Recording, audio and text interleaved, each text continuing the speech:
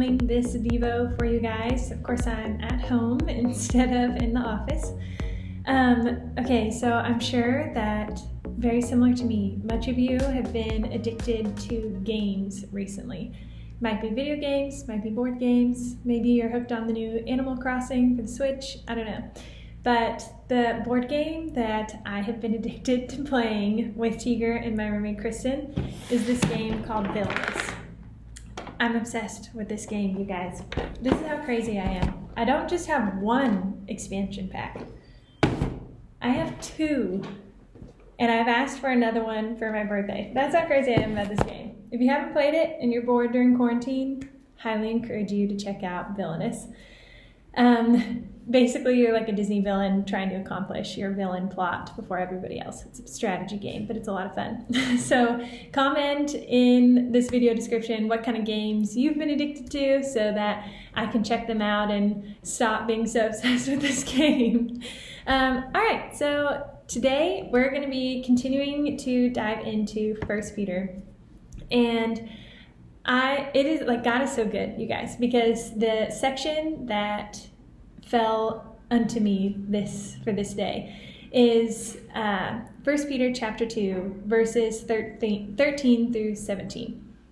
And basically the theme through this is respecting people in authority, which is so important right now. Like, oh my goodness. So basically, one of the verses that I want to point out is verse 13. It says, "For the Lord's sake, submit to all human authority, whether the king as the head of state or the officials as he has appointed." And I love this verse because I think it's so important to remember in this time that we need to submit to the authorities who are coming out with these different laws or restrictions to help keep people safe. Now, this has been very difficult for me because I have had such a hard time agreeing with a lot of these things, and feel free to disagree with me, but like, it's been really difficult for me to submit to authority during this time. Like, I actually have had many conversations with Tiger where I'm like, this is dumb, I don't know why we're doing this, and he has kept me very grounded and very centered in God's word, and just reminded me that, you know what, God says that these people have been placed in a position of authority for a reason, and I need to trust that God has put them there, and I need to follow the rules that they are laying out, because ultimately, like, their heart is to help people. And so I have been staying home, clearly, and not meeting up with my friends, and, you know, trying to respect the laws that our authorities are putting in place right now, even though it is very difficult for me.